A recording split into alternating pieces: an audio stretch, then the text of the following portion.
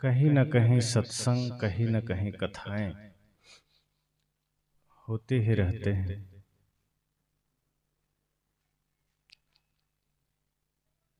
और आप सब भी कहीं न कहीं से जुड़े रहते हैं, किसी न किसी रूप में, किसी न किसी धर्मगुरु से, किसी संत से, किसी शास्त्र से आप सबका जीवन जुड़ा हुआ है। चूंकि हमारा भारतवर्ष धर्म प्रधान देश है, भारत की पहचान ही धर्म से है, भारत की पहचान ही योग ध्यान से है, भारत की पहचान ही ऋषि मुनि सती साध्वी वीर वीरांगनाओं से है।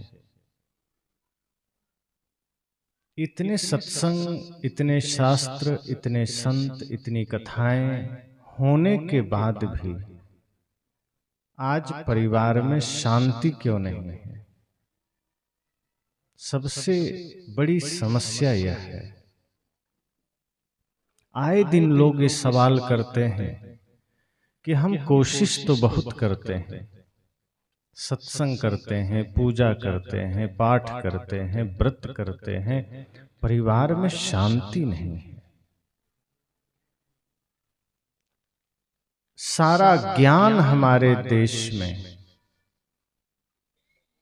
बड़े बड़े शास्त्र हमारे देश में, बड़े बड़े पंडाल हमारे देश में लगते हैं, पर शांति क्यों नहीं है? ये हम सब विचार क्यों नहीं करते? एक सामान्य सी व्याधि जीवन में आ जाए, शरीर में आ जाए, तो आपको पता है कि औषधि लेना पड़ेगा। मान लीजिए किसी को सिर में दर्द है और डॉक्टर साहब ने कोई दवा दी और वो दवा ले करके आप उसे सिर्फ आंखों से देख लीजिए और फिर डॉक्टर को दे दीजिए तो सिर दर्द ठीक हो जाएगा। आप ये जानते हैं कि ये दवा देखने से काम नहीं करेगी, ये दवा ग्रहण करनी पड़ेगी। आपको भूख लगी है और हमारे व्यवस्थापक भोजन की थाली सामने देकर और फिर उठा लें कि बस हो गया, देख लो पेट भर जाएगा। कितने लोग का पेट भर जाए? ठंडी लगी हो और गर्म कपड़े सबको ऊपर से दिखा दिए जाएं, कितने को गर्मी आ जाए? बाहर सबको पता है कि दवा खानी पड़ेगी, भोजन ग्रहण करना पड़ेगा, गर्म कपड़े शरीर में पहनने पड़ेंगे, लेकिन जब सत्संग की बात है, कथा की बात है, तो वहां हम सिर्फ देख करके, बाहर से सुन करके हम चल देते हैं। इसलिए हमारे जीवन में अशांति है, परिवार में अशांति है। अब कोई आदमी यह कहे कि सूर्योदय हो चुका है और हमें दिखाई नहीं दे रहा, तो आप क्या कहेंगे?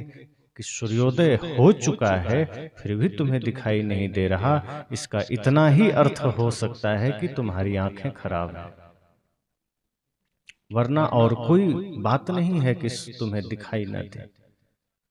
या तो सूर्योदय हुआ ही ना हो, ये हो सकता है, लेकिन यदि सूर्योदय हो चुका है तो एक बात जो सबसे सत्य है वह यह है कि फिर भी कोई कहता है हमें दिख नहीं रहा है, इसका मतलब वो आदमी नेत्रहीन है, अंधा है। कोई कहे कि हम कथा करते हैं, सत्संग करते हैं, व्रत करते हैं, फिर भी परिवार में अशांति है, इसका मतलब वो कथा, वो सत्संग हमारे हृदय में उतरा ही नहीं है, वो गुरु का ज्ञान हमारे आचरण में उतरा ही नहीं है। और ये सत्संग का प्रयास यही है कि ज्ञान हमारे आचरण में उतरे, सिर्फ कानों में नहीं। हम तो सत्संग सुनते हैं कान के द्वारा, और कान से सुन करके दूसरे कान से या तो निकल जाता है या फिर मस्तिष्क में रुक जाता है, वो दोनों ओर से हृदयंगम नहीं हो पाता, हमारे आचरण में नहीं उतर पाता। इसलिए हमारे पास सत्संग में सुने हुए शब्दों की जानकारी तो हो जाती है, शास्त्र में पढ़े हुए शब्दों की जानकारी हो जाती है, लेकिन वो हमारे आचरण से उसका संबंध नहीं हो पाता, उस ज्ञान का कनेक्शन हमारे कर्म से नहीं हो पाता। इसलिए जब लोग ये सवाल करते हैं कि हम भक्ति करते हैं फिर भी अशांति है, हम पूजा करते हैं फिर भी अशांति है। एक माता ने कहा कि हम व्रत करते हैं, सोमवार को भी रहते हैं, एकादशी भी करते हैं, पूर्णिमा व्रत भी करते हैं, फिर भी पति पत्नी में झगड़े होते हैं, फिर भी बेटे बात नहीं मानते हैं।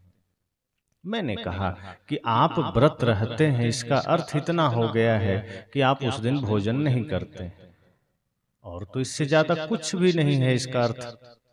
आपको लगता है कि आप भूखे रह लिए तो पति ठीक हो जाएंगे, तो भूखे रहने से पति कैसे ठीक हो जाएंगे? पति को अगर सही करना है, और पहली बात तो ये भाव ही गलत है कि पति को सुधारना है। पहली बात तो यह सोचिए कि स्वयं को सुधारना है, हम दूसरे को सुधारने का ख्याल ही गलत में ले आते हैं।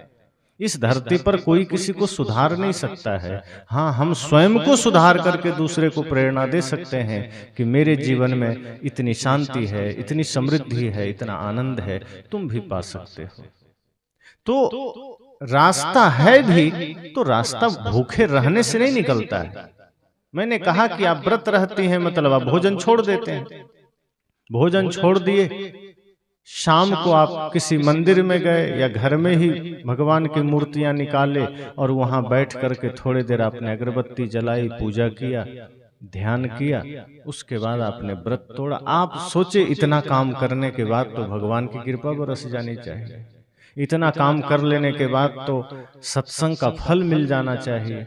तो भूखे रहने से अगर किसी को फल मिलता तो धरती पर कितने ऐसे लोग हैं जो महीनों नहीं खाते हैं, उसको तो सबसे ज्यादा फल मिल जाता।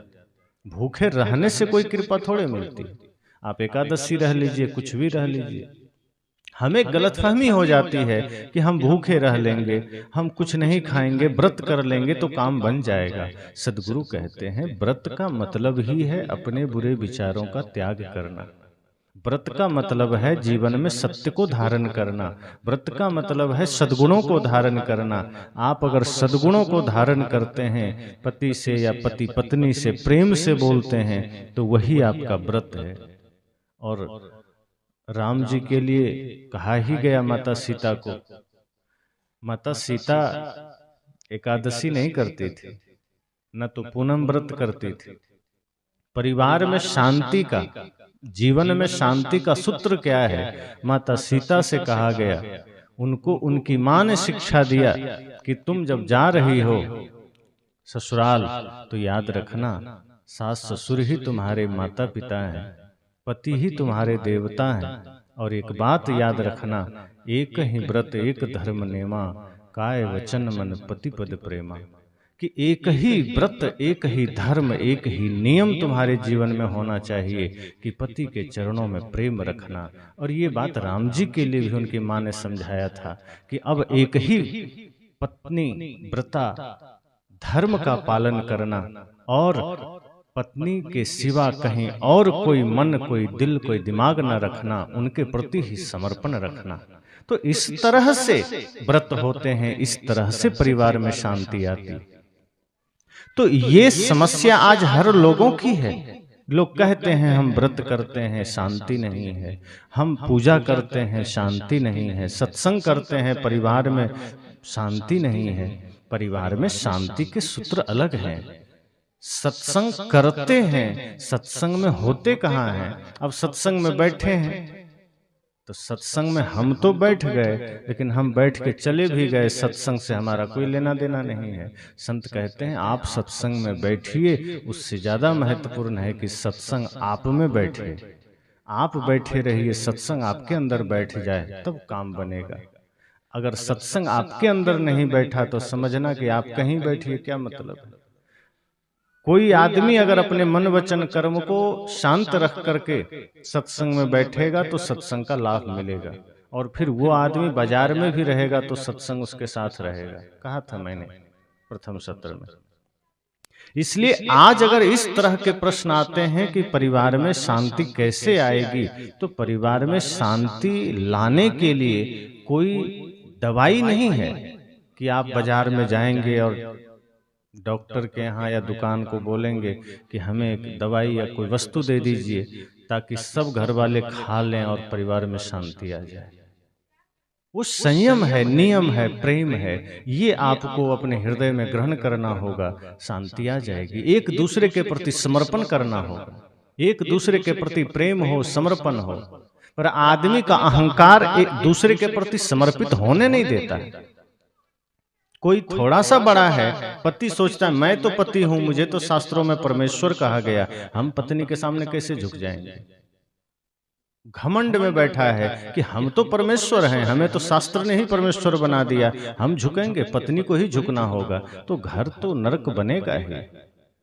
जिस दिन पति को पत्नी में परमेश्वरी भगवती का दर्शन हो जाए और पत्नी को पति में भगवान का दर्शन हो जाए, तब घर स्वर्ग बनता है।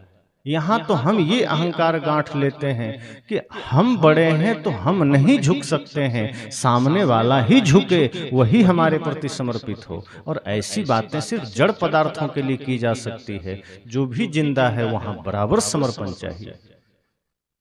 अब पत्नी कोई जड़ थोड़े है कि आप उसको समर्पित करा लेंगे कि तुम झुके रहो, हम नहीं झुकेंगे। या छोटा भाई कोई लकड़ी थोड़े है कि उसको जैसे मन वैसे बांध दो। छोटा भाई हो, पत्नी हो, बच्चे हैं, पड़ोसी हैं, मित्र हैं, माता पिता हैं, ये कोई बाहरी ठोस वस्तु नहीं है जिसको अब जैसा चाहे समर्पित करा लें। ये काम निर्जीव पदार्थों के साथ हो सकता है। जैसे माइक हमारे सामने है, ये माइक जड़ है, इसमें चेतना नहीं है। तो जैसा हमारा मन है हम उसको वैसा सामने रखेंगे। ये माइक विरोध करेगा कि नहीं हम ऐसे नहीं लगेंगे, हमको तो इधर से लगाओ, माइक नहीं बोलेगा कुछ। ये निर्जीव है, इसका समर्पण बिल्कुल तय है, ये मना नहीं कर सकता। कैमरे लगे हैं, वो कैमरे नहीं कहेंगे कि अब मेरा समय इधर हो गया, उधर दर्शकों की तरफ कर दो। वो जिधर रख दिए वो रखा है।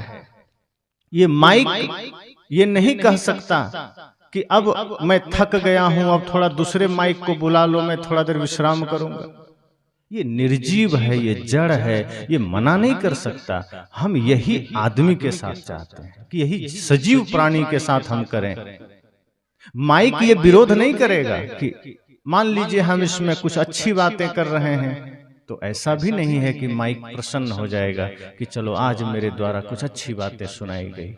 और कोई आदमी माइक पकड़कर गाली देना शुरू करे तो क्या माइक रो के भाग लेगा कि नहीं नहीं ये तुम गाली दे रहे हो, मैं नहीं रहूंगा। ये निर्जीव है, आप इसमें गाली बकिए तो भी ये रहेगा, आप प्रेम की बात करिए तो भी रहेगा। पैसे आपके पास हैं, उसी पैसे से आप दूध खरीदिए तो पैसा आपको धन्यवाद नहीं देगा कि तुमने मेरा सदुपयोग किया। और उसी पैसे से आप शराब खरीदिए तो पैसा नाराज नहीं होगा कि तुमने मेरा दुरुपयोग किया। वो निर्जीव है, आप उसको जैसा चाहे रख सकते हैं। तो हमारी आदत वही हो गई है कि जैसे हम पैसे को रखते हैं, पैसा मना नहीं करता। जैसे हम लकड़ियों को अर्थात वस्तुओं को रखते हैं, पदार्थों को रखते हैं, वही आदमी का मन हो गया कि हम पत्नी को वैसे ही रखें, जब कहें, जो कहें, जैसा कहें वैसा करे, वैसा सुने, और इसलिए विवाद होता है। वैसा ही हम भाई के साथ करते हैं कि मैं तो कुछ भी करूं वो मेरा धर्म है। रावण यही तो कहता था कि मैं धर्म के अनुसार नहीं चलता, बल्कि मैं जो करता हूं वही धर्म है। वही आज हम सोचते हैं कि मैं जो कर रहा हूं वही असली है, वही ज्ञान है, वही सब सही है। छोटा भाई अगर कुछ कह दिया तो हमें चोट लगती है कि हमको सिखाएगा, हमसे ज्यादा ज्ञानी तुम है।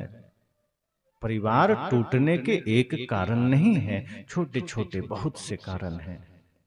संतजन तो कहते हैं कि प्रमुख 2 कारण हैं। अगर ये 2 कारण हमने ठीक कर लिए तो परिवार भी नहीं टूटेगा, समाज भी नहीं टूटेगा और राष्ट्र भी नहीं टूटेगा। वो प्रमुख कारण 2 कौन से हैं? एक है स्वार्थ, एक है अहंकार। जहाँ स्वार्थ और अहंकार खड़ा हो वहाँ कोई भी परिवार संगठित नहीं रह सकता, वो स्वर्ग नहीं बन सकता।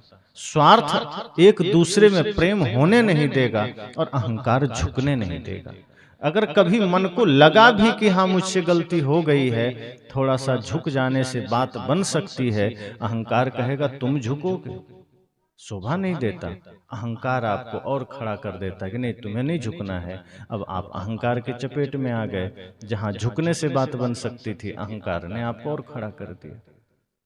जबकि झुकना हमारे लिए शर्म की नहीं, गर्व की बात होनी चाहिए। क्योंकि जिसमें गहराई होती है, जिसमें वजन होता है, जिसमें कुछ विशेष होता है, उसी के अंदर विनम्रता है, उसी के अंदर समर्पण है, उसी के अंदर झुकने की बात है। जो खाली है वो अकड़ के खड़ा रहता है। भगवान कृष्ण को राजसूय यज्ञ में जब पांडवों ने बुलाया तो सब ने ड्यूटी बांट ली। किसी ने कहा कि हम भंडार में देखेंगे काम, किसी ने कहा हम बाजार से सामान लाएंगे, किसी ने कहा हम और अतिथियों का थोड़ा स्वागत कर लेंगे, जगह बता देंगे किसको कहाँ बैठना है। इस तरह से सबने अपनी अपनी ड्यूटी ले ली। भगवान ने कहा, श्री कृष्ण ने, कि हमें तो कोई ड्यूटी नहीं दिया। तो पांडवों ने कहा प्रभु आप भला क्या करेंगे, और वैसे भी कोई ड्यूटी बची भी नहीं है। तो भगवान श्री कृष्ण ने कहा कि अपने अपने अनुसार से तुम सबने अपनी ड्यूटी बांट ली, अपना काम चुन लिया, पर अभी भी एक काम बचा हुआ है और वो मैं करूंगा। तो लोगों ने कहा अब तो कोई काम नहीं बचा। भगवान श्री कृष्ण ने कहा कि आए हुए संतों का चरण मैं धोऊंगा और उनके जूठे पत्तल में उठाऊंगा। सोचिए, तभी तो वो कृष्ण बने, तभी तो नर से नारायण बने। हम अपने घर में अपनी ही थाली उठाने में शर्मिंदगी महसूस करते हैं कि खा के बैठे हैं, अब पत्नी आएगी उठाएगी। हमें बनना तो कृष्ण की तरह है, बनना तो राम की तरह है, लेकिन कृष्ण तो जूठे पत्तल भी उठाए थे और कहा जाता है वो गोवर्धन भी उठाए थे। और आज के आदमी को तो गोबर उठाने में शर्म आती है, तो कहां से बनेगा कृष्ण। अपनी थाली उठाने में हमें शर्मिंदगी महसूस होती है, भले ही मक्खी भिनभिना रही हो हम देखते रहेंगे। झाड़ू लगाने में हमें शर्म महसूस होती है। परिवार ऐसे नहीं चलता। ये अलग बात है कि आप कर्म करिए, भले ही बच्चे या पत्नी आपको रोक दें कि नहीं रहने दीजिए हम कर लेंगे, लेकिन आगे बढ़ के आप करिए। तो पहले से ही हम मालिक बन के बैठ जाते हैं, नहीं तू ही कर, हम थोड़े झाड़ू लगाएंगे। संत कहते हैं छोटा काम मानना ही सबसे पहली अकड़ है कि हम किसी काम को छोटा समझ लेते हैं, हम किसी की बात को छोटा समझ लेते हैं, किसी काम को छोटा समझ लेते हैं। श्री कृष्ण ने यह दर्शाया कि झाड़ू लगाना भी बड़ा काम हो सकता है, पत्तल उठाना भी बड़ा काम हो सकता है। अगर मन निर्मल हो तो सारे काम पूजा और बड़े काम बन सकते हैं। सदगुरु कबीर तो कपड़ा सिलते थे और बेचते थे, कहाँ छोटे हो गए। जितने महापुरुष हुए हैं उन्होंने अपने कर्म से दिखाया कि कर्म सच्चे मन से किया जाए तो सारे कर्म पूजा बन जाते हैं, श्रेष्ठ बन जाते हैं। अगर यह भाव हम घर में लेकर आ जाएं तो घर भी तो स्वर्ग बन सकता है। तो घर टूटता कब है, जब अहंकार गांठ लेते हैं कि मैं तो बड़ा, और जैसे ही यह भाव आया मैं बड़ा मैं बड़ा, तो बीमारी शुरू हो जाती है। अब क्या बड़ा, अगर देखा जाए तो बड़प्पन किस चीज में है। थोड़ा सा पद किसी चीज का मिल गया तो हम स्वयं को बड़ा मान लिए, बढ़िया धन पास में है तो हम बड़ा मान लिए, रूप है तो बड़ा मान लिए। और ये सब से कोई बड़प्पन थोड़े होता है। बड़प्पन हमारे जीवन में हमारे पवित्र कर्मों से होते हैं, हमारी विनम्रता से है, हमारे समर्पण हमारी सरलता से है। अब ध्यान कर रहे हैं, ध्यान करते करते अहंकार आ गया कि हमसे बड़ा ध्यानी कौन हो सकता है। अब जो ध्यान मन को निर्मल करने के लिए था वही ध्यान अहंकार का कारण बन गया, मतलब ध्यान घटित ही नहीं हुआ। सत्संग करते करते अहंकार आ गया कि हम तो सत्संगी हो गए। तो सत्संग तो अहंकार मिटाने का काम करता है, सत्संग से ही अहंकार आ गया, मतलब सत्संग में भी चूक गए। इसलिए संत कहते हैं आज पारिवारिक जितनी भी समस्याएं हैं, जितने भी झगड़े हैं, वो सब स्वार्थ के कारण हैं, अहंकार के कारण है। स्वार्थ इस मामले में बढ़ गया है, इतना ज्यादा बढ़ गया है कि आदमी अपने सिवा दूसरे को देखता ही नहीं है। माता पिता को भी नकार देता है कि कोई चीज है तो बस अपने को मिलना चाहिए। भाई से तो दूरी बन ही गई। एक आदमी तो कहता ही है कि कलयुग में भाई से कभी मित्रता हो नहीं सकती, भाई के साथ हम रह नहीं सकते। ये कलयुग का प्रभाव है। संत ने कहा ये कलयुग का नहीं, तुम्हारे गंदे मन का प्रभाव है। वरना आज भी लोग सतयुग की भांति जीते हैं। ये मन में धारणा ही बन गई कि भाई है मतलब बंटवारा होगा ही, भाई है मतलब उस के साथ हम रह ही नहीं सकते। और ये सारी समस्याएं आती स्वार्थ से है, अहंकार से है। एक संत एक घटना सुना रहे थे। दो भाइयों की घटना थी कि दो भाई थे।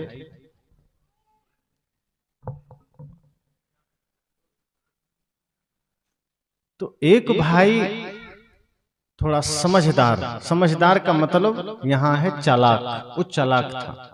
समझदार उसे नहीं कहेंगे, थोड़ी चालाकी करता था। और छोटा भाई भोला भाला था। तो अवस्था बड़ी हो गई दोनों की, माता पिता भी गुजर गए, दोनों की भी उम्र बढ़ गई। तो बड़े भाई की चालाकी ये थी कि उसको लगता था कि पिताजी तो रहे नहीं और छोटा भाई थोड़ा भोला भाला है, तो इसका सब धन हम ही हड़प लें। उसके मन में ये हुआ कि इसे कुछ भी ना दें, है भी भोला भाला और छोटा भाई का समर्पण भी था, बड़े भाई के प्रति बड़ा सम्मान देता था, बड़ी श्रद्धा थी, बड़ी निष्ठा थी। बड़े भाई को वो समझता था कि मेरे भैया राम हैं, लेकिन बड़ा भाई राम नहीं, वो रावण था। वो किसी भी मामले में छोटे भाई में भरत का दर्शन नहीं करता था, लक्ष्मण का दर्शन नहीं करता था। उसे सीधा लगता था कि बस ये विभीषण है, लात मार के भगा देना है, सब हम ही रख लेंगे। लेकिन छोटे भाई के मन में थोड़ी भी कटुता नहीं थी, कलुषित भावना नहीं थी, कोई बुरे विचार न थे। इसलिए उसने कहा कोई बात नहीं, हमारे जीवन में तो मैं अकेला हूं, न बच्चे हैं न पत्नी है, मैं तो विवाह भी नहीं किया न करूंगा।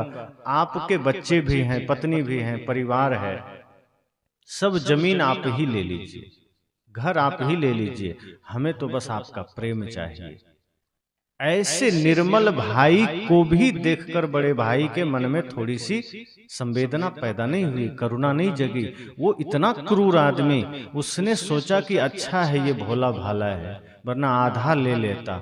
चलो अब इसे कुछ भी नहीं देंगे। घर में भी थोड़े दिन रखा और एक दिन उसको घर से भी निकाल दिया, कहा तुम जाओ, अब तुम इस घर में नहीं रह सकते। उसकी क्रूरता इतनी बढ़ गई कि सब कुछ उसका हड़प करके भी उसको घर से निकाल दिया।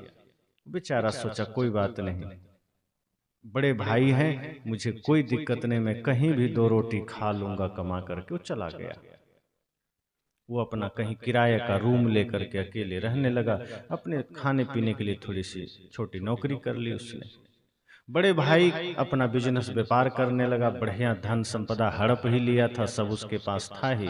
बीच में 7 दिन के लिए व्यापार के लिए बाहर गया। उसके बाद जब वो बाहर चला गया तो बड़े भाई के घर में एक दिन अचानक आग लग गई। उसके जाते ही वो बाहर गया तो घर में आग लग गई। और छोटा भाई टहलते हुए उधर निकल रहा था, दूर से देखा कि बड़े भाई के घर में आग लग गई। वो घबराया, कहा अरे ये क्या हो गया। तो जब पास में गया तो देखता है भयंकर आग लगी है, चारों तरफ आग लगी, अफरा तफरी मची हुई है, सब लोग में हाहाकार हो गया, पड़ोसी में हाहाकार हो गया। वो भी घबरा गया। पता चला नहीं बड़े भाई बाहर गए हुए हैं। तब और चिंता हुई कि बड़े भाई नहीं हैं तो हमारी जिम्मेदारी बनती है कि हम जाकर के हेल्प कर दें, सहायता कर दें। वो गया, अपनी भाभी से कहा कि क्या हो गया ये सब, चलिए मैं मदद करता हूँ। जैसे तैसे सामान सब बाहर लाया। और तब उसकी भाभी को थोड़ा एहसास हुआ कि देखो, जिसको हमने घर से निकलवा दिया, जिस देवर को हमने बुरा भला कहा, कटु शब्द कहे, जिसके लिए मेरे मन में विष था, वो आज सारे दुख दर्द पीड़ा आलोचना भूल करके आ गया है। और हमारी सेवा सहायता कर रहा है, सामान बचा रहा है। और तभी उस छोटे भाई ने अपनी भाभी से पूछा कि और आप छोटा बच्चा मुन्ना कहाँ है? तब सबको ध्यान आया कि वो तो घर में ही है, वो तो बाहर निकाला ही नहीं गया। अब उसकी भाभी रोने लगी। अब सोचिए, इकलौता बच्चा हो किसी का और वो अंदर भयंकर आग के बीच में फंस गया हो, क्या दशा होगी।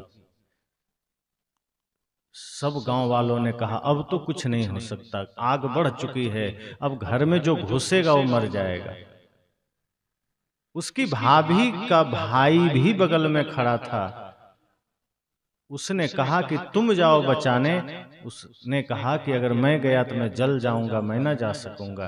लेकिन उसके छोटे देवर ने वो कहा कि मैं जाता हूं। लोगों ने रोका कि ना मत, तो तुम मत जाओ, अनर्थ हो जाएगा।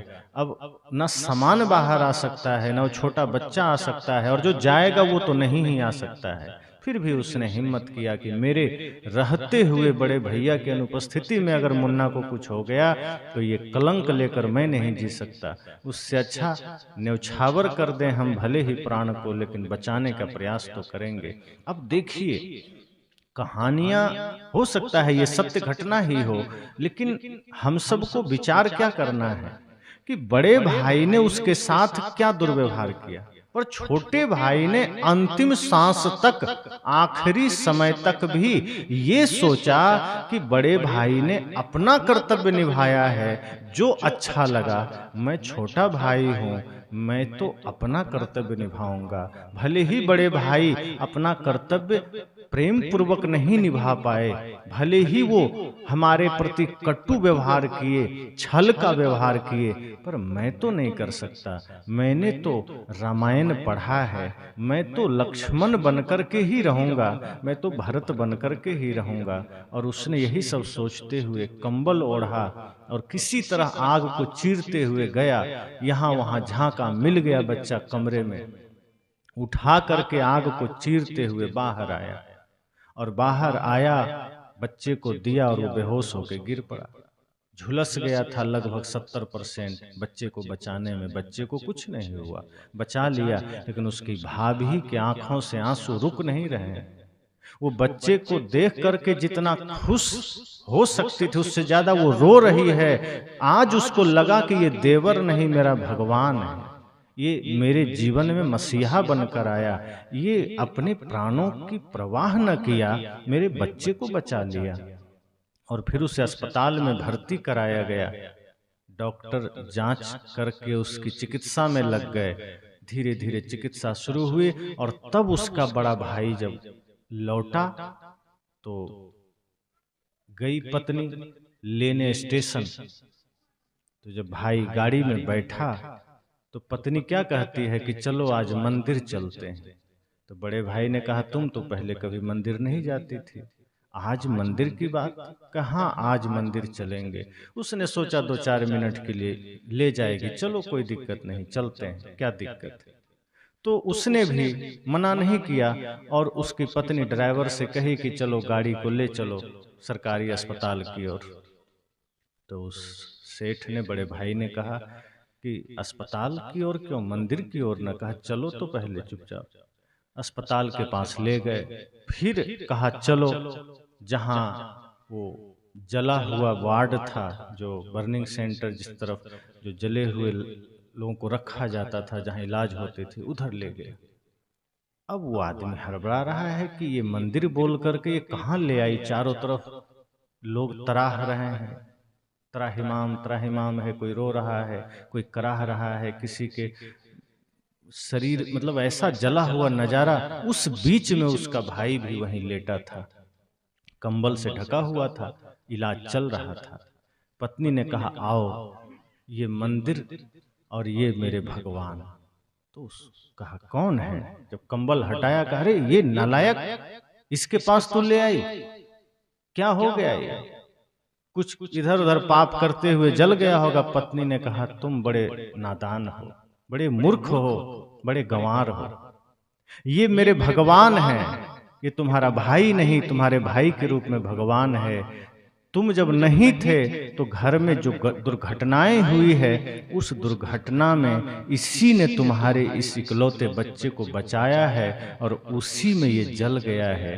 तुम तो जहर भर कर इसके लिए जी रहे थे, हम जहर भर के जी रहे थे, पर इसने तो अपने हृदय में अमृत भर रखा था और उसी अमृत के वजह से ये आज तुम्हारे दीपक को बचाया है अपनी कुर्बानी देकर। इतना सुनना था तब बड़े भाई को आभास हुआ कि हम तो बहुत ही गलत सोच रहे थे। इसे भोला भाला समझ करके हमने छल किया, कपट किया। वो तो सच में धर्मात्मा निकला, उसकी सारी हेकड़ी निकल गई और तब आंखों में आंसू आए कि नहीं, भूल हो गई हमसे। कभी कभी आप अपनी भावनाओं से, अपने त्याग से, अपने समर्पण से, कहा भी गया है कि पत्थर पर भी लकीर बन सकती है अगर हम ठान लें। तो भाई, बड़ा भाई कितना भी क्रूर था, कितना भी अकड़बाज था, कितना भी छल कपट करने वाला था, लेकिन छोटे भाई ने अपना धर्म नहीं छोड़ा, अपना कर्तव्य नहीं छोड़ा। अपने कर्तव्य, अपने धर्म, अपने निष्ठा, अपने समर्पण से बड़े भाई जैसे पत्थर दिल को भी पिघला दिया और वो वहीं चरण पकड़कर रोने लगा कि ये घर अब तुम्हारा है, ये जीवन तुम्हारा है। और अब तक उस घर पर जब वो स्वस्थ हुआ, जब घर पहुंचा, तो जिस घर के बाहर अकेले बड़ा भाई का नेम प्लेट लिखा हुआ था, तब देखता है कि दोनों भाई का नेम प्लेट लिखा हुआ है, दोनों के लिए सुख सुविधाएं हैं, दोनों के लिए व्यवस्थाएं हैं। घर तुरंत स्वर्ग बन गया, घर मंदिर बन गया। एक भाई ने समर्पण किया, एक भाई ने त्याग किया, एक भाई ने प्रेम को नहीं छोड़ा, तो दूसरे के भी जीवन में प्रेम का पुष्प खिल उठा। परिवार ऐसे स्वर्ग नहीं बनता है। हम सोचते हैं थोड़ा सा व्रत कर लिए परिवार स्वर्ग बन जाए, थोड़ा सत्संग में चले गए परिवार स्वर्ग बन जाए। परिवार स्वर्ग बनता है एक दूसरे के तप से, एक दूसरे के त्याग से, एक दूसरे के समर्पण से। आज तो हमारा परिवार नर्क बना हुआ है। आज दो भाई है, आपस में बात नहीं होती। बड़ा भाई घर आया, खा के निकल लिया, बाद में छोटा भाई आया, वो खा के निकल लिया। ऐसा मालूम पड़ता है घर नहीं होटल है। जैसे होटल में जाते हैं, खाते हैं, बिल चुकाते हैं, निकल जाते हैं। घर घर कहाँ रहा। अगर दो भाई में प्रेम हो तो वो घर मंदिर बन जाता है, और भाई, पति, पत्नी, माँ, बच्चे सब में प्रेम हो तो वही मंदिर स्वर्ग बन जाता है। इसलिए संत कहते हैं कि अगर आज परिवार में शांति नहीं है तो इसका कारण इतना है कि आप खुद शांति से जीने का कोई उपाय नहीं करते। उपाय करते भी हैं, बाहर बाहर करते हैं। मैंने कहा था कि उपाय हम सस्ता वाला करते हैं, जो मेहनत वाला काम है वो नहीं करते हैं। अगर प्रेम से जीवन बदल सकता है तो हम प्रेम नहीं करते हैं। किसी के साथ समर्पण से जी करके हम घर को स्वर्ग बना सकते हैं, तो हम समर्पण के साथ नहीं जीते हैं। हम सोचते हैं पूजा करके समर्पण आ जाए, हम सोचते हैं माला जप करें और भाई मान जाए। अब जैसे कई बार लोग क्या करते हैं, छोटे भाई का दिल दुखा दिए, उल्टा सीधा बोल दिए और लगा कि हमसे पाप हुआ है, तो छोटे भाई से जाके माफी नहीं मांगेंगे, वो मंदिर चले जाएंगे, हनुमान जी से कहेंगे प्रभु माफ करना, छोटे भाई का दिल दुखा दिया। तो सोच लो, वहां हनुमान जी तो सामने नहीं है। अगर कहीं सच में हनुमान जी बैठे होते तो एक गदा मारते कि गलती किया है, छोटे भाई से माफी हमसे मांग रहा है, जाओ पहले छोटे भाई से माफी मांगो। लेकिन हम इतने ना समझ कि हम भगवान से माफी मांगने चले जाते हैं और सोचते हैं परिवार ठीक हो जाए। हम किसी का दिल दुखाते हैं, उससे तो कभी माफी नहीं मांगते। हम किसी के साथ बदसलूकी करते हैं, उससे माफी नहीं मांगते। हम सोचते हैं कोई बात नहीं, मंदिर में जाके 2 नारियल चढ़ा देंगे, जैसे कि भगवान एजेंट है दूसरे का, कि वो जाके उनको समझा देंगे कि भैया वो हमको नारियल दे दिए, तू मान जा। ऐसा होगा क्या? भगवान बीच में थोड़े कोई काम करेंगे आपका कि आप कुछ कर दें किसी के साथ और भगवान जाके समझा देंगे। ऐसा नहीं होता, क्योंकि जिसका दिल आपने दुखाया है सच में भगवान उसके हृदय में बैठा है। और अगर उस भगवान को आपने चोट पहुंचाई है तो मंदिर का भगवान फिर कुछ नहीं कर सकता। इसलिए शांति का रास्ता यही है कि जहाँ प्रेम हो, विनम्रता हो, सरलता हो। परिवार को चलाना है तो सबसे पहले स्वार्थ छोड़ देना होगा। परिवार में शांति चाहिए, परिवार स्वर्ग जैसा चाहिए तो अहंकार छोड़ देना होगा।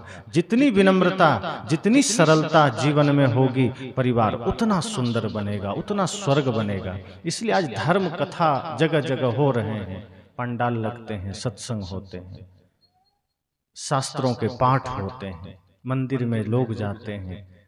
और जब सावन का महीना आता है तो एक महीना तो और ज्यादा लंबी लाइन लोग लगा देते हैं। जहां जहां शिवलिंग है सब जल भर करके वहां एकदम नंगे पांव दौड़ पड़ते हैं।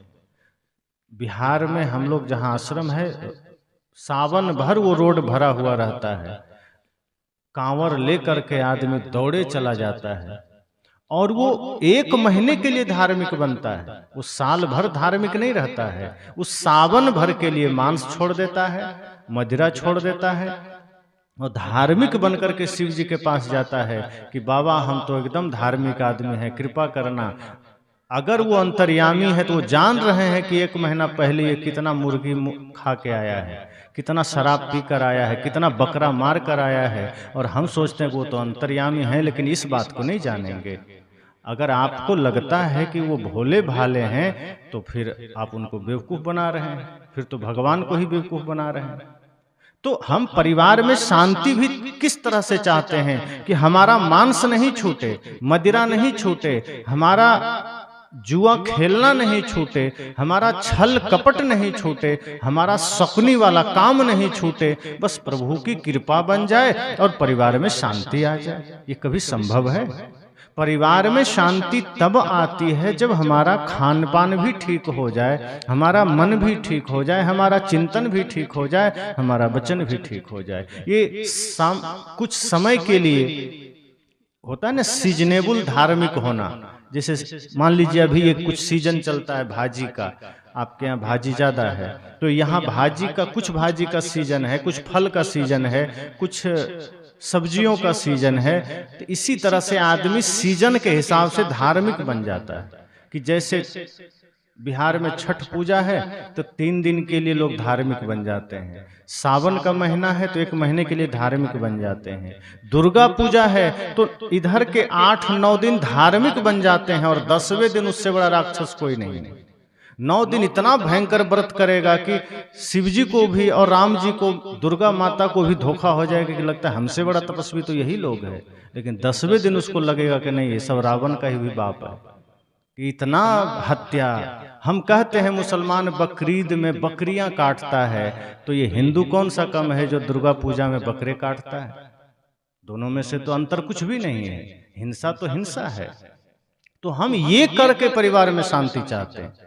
दुर्गा माता के आगे बकरे की बलि दे करके लोग कहते हैं परिवार की शांति के लिए हमने बलि दिया। एक बकरे का परिवार को उजाड़ दिया, अपने परिवार में शांति ले आओगे? अरे बकरे का परिवार तुमने उजाड़ा है, उसके अंदर भी वही परमात्मा है, वही जीव है। तो हम परिवार में शांति तो चाहते हैं, लेकिन वैकल्पिक व्यवस्था के साथ, अपने जीवन में संयम से नहीं, श्रद्धा से नहीं, भक्ति से नहीं, उपासना से नहीं। हम चाहते हैं कि जीव हत्या करनी पड़े तो कर दें, कहीं घूस देना पड़े तो दे दें, सिर्फ नारियल चढ़ाना पड़े तो चढ़ा देंगे, 1-8 लाख रुपया दान करना पड़े कर देंगे, लेकिन विकारों का त्याग ना करना पड़े और परिवार स्वर्ग बन जाए। इससे कभी नहीं होगा।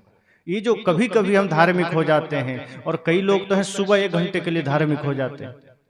बड़े बड़े सेठ साहूकार दुकानदार वो सुबह 1 घंटे बड़े धार्मिक हो जाएंगे। वो 1 घंटा एकदम माया मोह से दूर अगरबत्ती लेकर के राम राम राम राम या कोई भी मंत्र जाप करेंगे। लेकिन जैसे ही पूजा खत्म होगी, जब वो दुकान पर जाएंगे तो फिर वो जेब काटने की पूरी तरकीब लेकर बैठते हैं कि कैसे किसी की जेब काटी जाए, कि कैसे किसी को धोखा दिया जाए, कैसे वस्तुओं में मिलावट किया जाए। और इससे हम सोचते हैं परिवार में शांति आ जाएगी।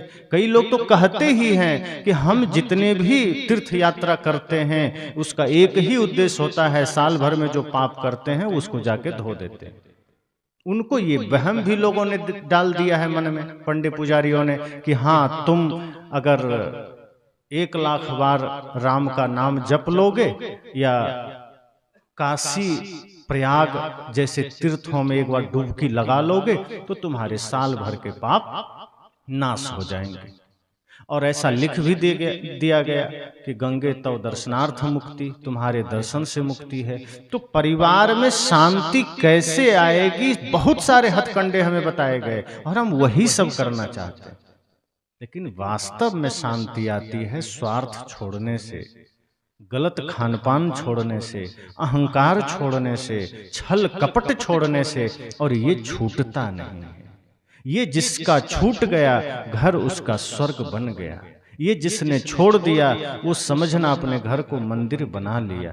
तो बाहर के इन सारे हथकंडों से कभी शांति नहीं आएगी। सद्गुरु तो बड़ा सरल रास्ता देते हैं कि अगर परिवार में शांति चाहते हैं, जीवन में शांति चाहते हैं, तो मन वचन कर्म को पवित्र करिए, निर्मल करिए। यही एक मार्ग है। बाकी आप किसी भी तरह से अगर गलत कर रहे हैं, तन से, मन से, वचन से, तो उस वजह से आपके जीवन में शांति नहीं आएगी, परिवार में भी शांति नहीं आएगी, समाज में भी नहीं आएगी। चाहे रामायण की कथा सुन लीजिए, चाहे भागवत की कथा सुन लीजिए। मैं तो कहा कि जगह जगह पंडाल लगते हैं, सत्संग होते हैं, कथाएं होती है, बड़े बड़े संत आते हैं, कथा करते हैं, चले जाते हैं। क्यों नहीं जीवन बदलता? क्योंकि सही राह दिखाने वाले कम हैं। सही राह दिखाने वाले अगर आपको सही रास्ता दिखा गए, तभी कोई आ गया नकली धर्मगुरु। वो कहता है कि नहीं नहीं, ये फिजूल है, इतना टाइम बर्बाद करने की जरूरत नहीं है, इतना पढ़ने की भी जरूरत नहीं है, बस बेलपत्र लेना, शहद लगाना, शिवलिंग में चिपका देना, एकदम फर्स्ट डिवीजन से पास हो जाओगे। अब आपको लगता है इससे बढ़िया उपाय क्या होगा? पहले वाले गुरुजी तो बहुत लंबा चौड़ा कहानी बता के, उतना कौन करेगा? टाइम है। कौन मांस मछली का त्याग करे? कौन बच्चे को पढ़ाए? और बेचारा खुद का बेटा फेल हो गया कहते कहते। तो ये चीजों से हमें मन में लगता है कि यही ठीक है। बड़े बड़े धर्म गुरु आपको बता दिए आपके पाप कटेंगे नहाने से, व्रत करने से, नाम लेने से, मंदिर जाने से। अब इस तरह से मन को भरमा दिया गया कि आदमी वही काम करने लगता है। जो मूल में समस्या है उस पर हमारा ध्यान नहीं जाता है। तो इसलिए मैंने कहा कि सत्संग आपको ये राह दिखाता है कि यहां वहां भटकने की जरूरत नहीं है। सत्संग सिर्फ आपको जागृत करता है। सदगुरु कबीर की परंपरा में कोई भी संत आपको ये नहीं कहेंगे कि मेरी शरण में आ जाइए, मैं आपको मोक्ष दे दूंगा। और ऐसा कोई भी कहता है तो उसको एक नंबर का धूर्त समझना। किसी के जेब में मोक्ष नहीं है। सच्चे गुरु वो होते हैं जो आपको ये कहे कि मैं सिर्फ आपको मुक्ति का सूत्र दे सकता हूँ, मैं आपको सिर्फ मुक्ति का मार्ग बता सकता हूँ, चलना आपको है तब आप पहुंचेंगे। मेरा काम इतना है कि आपको मैं हाथ में दिया दे दूंगा। सच्चे गुरु बड़े ईमानदार होते हैं। वो आपको किस्से कहानी नहीं बताएंगे, वो हवा में उड़ने की बात नहीं करेंगे कि हाँ मेरे पास सिद्धियां हैं, मेरे पास ये है वो है, मैं तो आकाश में उड़ लेता हूँ, मेरे गुरु तो ऐसे वैसे कमल फूल पर आ गए थे। ये सच्चे गुरु आपको भटकाएंगे नहीं। सच्चे गुरु स्पष्ट बोलेंगे कि आप अगर तप करेंगे, ध्यान करेंगे, मन वचन कर्म को निर्मल करेंगे, माता पिता गुरु एवं राष्ट्र में श्रद्धा रखेंगे, तो आप इंसान बन जाएंगे और फिर आप भगवान भी बन जाएंगे, आपके पाप भी कट जाएंगे। और अगर आपको लगता है कि किसी नाम को जपने से पाप कटेंगे तो ये संभव नहीं, कोई उपाय नहीं है। तो ईमानदार गुरु से अगर आप मिलते हैं तो आपके जीवन में शायद परिवर्तन आ जाए। बिना मेहनत के कुछ नहीं होता। अभी जितने लोग बैठे हैं इसमें से अधिकांश किसान वर्ग के लोग हैं। आप खुद सोचिए, आप अपने धान खेत में जाइए और वहां बैठ करके माता अन्नपूर्णा और लक्ष्मी देवी का वंदना करिए 2-2 घंटा रोज, तो कितना धान हो जाएगा आपके खेत में। आप भी जानते हैं कि वहां ट्रैक्टर चलवाना पड़ेगा, धान का बीज डालना पड़ेगा, उसमें खाद डालना पड़ेगा, निराई गुड़ाई करना पड़ेगा, पानी कम जाएगा पानी डालना पड़ेगा। तो जब एक छोटे से धान को उपजाने के लिए इतनी मेहनत करनी पड़ती है, तो परम शांति के लिए क्या ऐसे बैठे बैठे हो जाएगा? मंत्र से हो जाएगा? लेकिन आपको बता दिया गया कि नहीं, शांति तो मंत्र से हो जाएगा, पाप तो मंत्र से कट जाएगा, इस भ्रम में मत रहना। आपको एक छोटा सा काम है, पेट को भोजन देना है, वो भोजन भी आपको बनाना पड़ता है, उस भोजन के लिए भी आपको श्रम करना पड़ता है, मंत्र से नहीं हो जाता। आप बैठ जाइए, मंत्र को चेक करिए कि जब मंत्र से मुक्ति मिल सकता है, मंत्र से पाप कट सकता है, तो सबसे पहले उस मंत्र को चेक करिए कि मंत्र जपते जपते भूख मिट जाए, प्यास मिट जाए और घर बन जाए, बाहर के सारे भौतिक सुविधाएं मिल जाए, तो समझना मुक्ति भी मिल जाएगी। लेकिन मंत्र से कुछ नहीं होता। मंत्र से इतना होता है कि अगर आप समर्पण के साथ एकाग्र चित्त होकर अगर गुरु के दिए हुए शब्द मंत्र को जपेंगे, तो मन जो बहिर्मुख है, मन जो दुनियादारी में चला गया है, वो लौट सकता है, वो एकाग्र हो सकता है। मंत्र का इतना ही काम है, उससे मुक्ति नहीं मिल सकता। हाँ, मंत्र मुक्ति में सहायक बन सकता है, लेकिन कब? जब गहरे रूप में आप उसका जाप करेंगे। अब मान लीजिए कोई राम राम ही कर रहा है, तो राम राम करने में अगर वो राम राम में पूरा लीन हो जाए तो राम का मंत्र काम भी कर जाएगा। लेकिन आज किसी ने कह दिया राम जपो, तो हम उसको ड्यूटी समझ लिए, और ड्यूटी समझ करके सोचते हैं 1 घंटा में किसी तरह हजारों बार राम राम कह ले, काम बन जाएगा। अब मन में चल रहा है रावण रावण, दुकान दुकान, परिवार परिवार, अब मुख में चल रहा है राम राम राम राम। अब दोनों में कोई कनेक्शन नहीं है, तो जब कनेक्शन ही नहीं है, मन कहीं और चल रहा है, मुख में कुछ और चल रहा है, मुख कछु और हृदय कछु आना, तो फिर बात नहीं बनेगी। राम राम भी कहना है तो इतनी एकाग्रता से कहिए, लंबी गहरी श्वास लेते हुए श्वासों के साथ जब कहिए राम, तो राम कहते कहते सब तरफ से आपका चित्त हट जाए, मन हट जाए, और उस राम में पूरी चेतना केंद्रित हो जाए, तब शायद लाभ मिल जाएगा, तब शायद आपको उसका आनंद मिल जाएगा। लेकिन आज हमने गुरु के दिए हुए मंत्र को भी सिर्फ ड्यूटी समझ के लिया है। गुरु ने कोई मंत्र दे दिया कि जाओ इससे पाप कट जाएगा, तो हम सच में उसी भाव से लेते हैं कि लेना ही तो है, मन चाहे कहीं रहे। लेकिन मंत्र का उद्देश्य सिर्फ मुख से बाहर निकालना नहीं है, मंत्र के साथ साथ मन भी उसमें लीन हो जाए, मन भी उसमें समर्पित हो जाए, तब बात बनती है। और कोई भी मंत्र हो, वो इतना ही करता है कि आपके मन को एकाग्र कर देता है, मन को शांत कर देता है। और जो ईमानदार गुरु होते हैं वो यही कहते हैं कि चलना तुम्हें है। इसलिए तो बुद्ध ये नहीं कहते हैं कि मैंने अपना दिया जला लिया, अब तुम्हें कुछ नहीं करना है, बस तू मेरा नाम जप ले, तुम बुद्धम शरणम गच्छामि कर लो, संघम शरणम गच्छामि कर लो, धम्मम शरणम गच्छामि कर लो, और तेरा काम बन जाएगा। उन्होंने बड़ी ईमानदारी से कहा नहीं, अप दीपो भव, तुम भी अपना दिया जलाओ, तब बात बनेगी। मैंने जला लिया है। सदगुरु कबीर भी कहते हैं, जो तू चाहे मुझको छाड़ सकल की आस, मुझ ही ऐसा होए रहो, तब सब सुख तेरे पास। वो ये नहीं कहते कि मैंने परम शांति को पा लिया, मैंने सत्य को पा लिया, अब तुम सिर्फ कबीर कबीर कबीर करते रहो, तुम शांति पा लोगे। वे कहते नहीं, फिर तो ये नासमझी हो गई, फिर तो वही बात हो गई भ्रम की। सदगुरु कहते हैं कि अगर तुम सच में शांति चाहते हो तो मुझ जैसा बनो, अर्थात जिस तरह मैं निष्कामी हूं, जिस तरह मैं निश्चल हो गया हूं, मैं निर्माण हो गया हूं, मैं निष्कपट हो गया हूं, जैसे मेरे जीवन में कोई स्वार्थ नहीं, कोई कामना नहीं, कोई छल नहीं, कोई कपट नहीं, परम शांति, परम आनंद, सत्य, अहिंसा, प्रेम, करुणा के शिखर पर जैसे मैं खड़ा हूं, ऐसे ही अगर तुम भी अपने जीवन में निष्कामता को धारण कर लेते हो, निश्चलता को, निस्वार्थ भाव को, तो तुम्हारे पास भी सारा सुख है, सारी समृद्धि है, वरना नहीं आएगी। तो जो सच्चे गुरु हैं वो आपको सच्ची बात बताते हैं, वो नहीं बताएंगे कि हाँ तुम कहीं भी कुछ करो काम बन जाएगा, बिल्कुल नहीं। तो मैंने कहा कि परिवार में अगर अशांति है, मन में अशांति है, जीवन में अशांति है, तो ये बाहर के कृत्यों से नहीं मिटने वाला है, कि हम बाहर कुछ करते रहें, इधर मन कुछ और करता रहे, कि मंदिर में जाके ओम जय जगदीश हरे करें और भीतर भीतर चले कि किसको लूटना है, किसके साथ छल करना है, किसके साथ कपट करना है। कि बाहर से पूजा और भीतर शकुनी का कपट जाल नहीं चलेगा। बाहर से पूजा और भीतर मंथरा की चालें नहीं चलेगा। बाहर से राम और भीतर से रावण बिल्कुल नहीं चलेगा। सदगुरु कहते हैं अगर राम जैसा आचरण तुम्हें बाहर दिखाना है तो भीतर भी राम का आचरण हो जाए, भीतर भी वही बाहर भी वही, फिर कोई दिक्कत नहीं। फिर समझना कि आपके जीवन में शांति आ जाएगी, परिवार में शांति आ जाएगी। परिवार के बिखराव का कारण कोई ईंटें पत्थर नहीं है।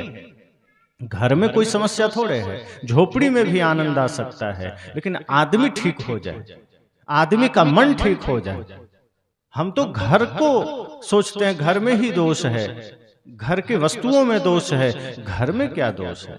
आपके झगड़े का कारण ईंटा पत्थर थोड़े है, वो बालू सीमेंट नहीं है, वो तो आपने लगा दिया, वो आपकी सुरक्षा के लिए खड़ा है। आपका मन आपके विवाद का कारण है, आपका मन आपके अशांति का कारण है। और जब हम अपने तरीके से अपने अपने मन को निहारेंगे, मन को देखेंगे, मन को संवारेंगे, मन को तरासेंगे, तब हमारे भीतर से शांति प्रकट होगी। अभी तो हम सब अनगढ़ा पत्थर की भांति हैं। किसी ने कहा तो हम बाहर बाहर कर लिए, लेकिन हमने स्वयं को गढ़ा कहाँ है? आप सड़कों में देखिए, किनारे बड़े बड़े कहीं पत्थर आपको मिल जाएंगे, तो कहाँ उसकी पूजा है, कहाँ उसकी प्रतिष्ठा है? सड़कों के किनारे पड़े हुए पत्थर का कोई महत्व नहीं है, कोई उसका बहुत बड़ा लाभ लोगों के लिए नहीं है। उसको लोग समझते हैं तो पत्थर है, टुकड़ा है, ये तो किसी को ठोकर का ही काम कर सकता है। उस पर कभी आप थूक भी दे रहे हैं, उस पर जानवर टट्टी पेशाब भी कर दे रहे हैं, उसका कोई महत्व नहीं है। लेकिन कभी किसी कलाकार की नजर पड़ जाती है किसी पत्थर पर और घर ले आता है, छेनी हथौड़ी से तोड़ तोड़ करके उस पत्थर को राम का रूप दे दिया, कृष्ण का रूप दे दिया, गणेश का रूप दे दिया, कबीर का रूप दे दिया। वही पत्थर जो कल तक गलियों में थूक खा रहा था, जानवरों के टट्टी पेशाब झेल रहा था, धूल झेल रहा था, आज किसी मूर्तिकार की नजर पड़ी, छेनी हथौड़ी की चोट सहा उसने और अब वो मंदिर में पूजनीय हो गया, भगवान हो गया। हम सब भी तो अनगढ़ा ही हैं, हम सब भी तो इस संसार के किनारे जहां तहां पड़े हुए हैं, इसलिए तो अशांति है, इसलिए तो समस्याएं हैं। सदगुरु रूपी मूर्तिकार की नजर पड़ी, उन्होंने ठोकना चाहा, हम भाग के खिसक गए कि नहीं, हम तो नहीं सहेंगे चोट, हम तो सस्ता सौदा चाहेंगे, हमें ये मंजूर नहीं है, हमें माता पिता गुरु की सेवा नहीं करनी है, हमें तो मंत्र दे दो कि जाप करके उतना फल मिल जाए, जो असंभव है। जाप से फल नहीं मिलता, जाप से थोड़े देर के लिए मन रुकता है, शांत होता है। पर जो सच्चे सदगुरु हैं वो पत्थर की भांति हमें अपने ज्ञान से, अपने आदर्शों से, अपने सूत्र से हमें तराशते हैं, हमें गढ़ते हैं और फिर एक साधारण से इंसान के भीतर से एक सजीव भगवान की चेतना जागृत हो जाती है। फिर इसी इंसान में भगवत्ता जागृत हो जाती है, इसी नर में नारायण का रूप जागृत हो जाता है, इसी नारी में नारायणी का रूप जागृत हो जाता है। फिर हम कीमती हो जाते हैं, फिर वो पत्थर पत्थर नहीं रह जाता, वो भगवान की मूर्ति हो जाता है। फिर वो साधारण नहीं रह जाता, फिर वो पूजनीय हो जाता है, फिर वहां हम शीश झुकाते हैं। ऐसे ही हम सब का जीवन अभी ऐसे ही साधारण है, लेकिन जब गुरु के ज्ञान की चोट पड़ती है, गुरु के वचनों का प्रहार पड़ता है और हम सरलता से उसे सह लेते हैं, विनम्रता से सह लेते हैं, तो हम सब भी नारायण बन जाते हैं, हम सब भी महत्वपूर्ण बन जाते हैं। इसलिए मैंने कहा जीवन में अगर अशांति है, मन में अशांति है, तो इसका कारण हमारी प्रक्रिया है, पद्धति है, हमारा जीने का ढंग है, और इन सब के मूल में मन ही है। जो मन हमने गंदा कर रखा है और नित्य प्रति हम गंदा करते जाते हैं। रात में सोने गए, तो हम कहाँ प्रवचन ज़्यादा सुनते हैं? बहुत कम लोग होंगे जो प्रवचन सुन के ध्यान करके सोते होंगे। अधिकांश लोग कोई गाना लगा देंगे, कोई फिल्म लगा देंगे, चित्रहार लगा देंगे, कोई शो लगा देंगे, कुछ भी देखते हुए, खाते हुए रात को 12-1 बजे, 2 बजे तक जगेंगे, मस्ती करेंगे, फिर जाके सोएंगे और वो सुबह उठ के सोचेंगे कि शांति क्यों नहीं है।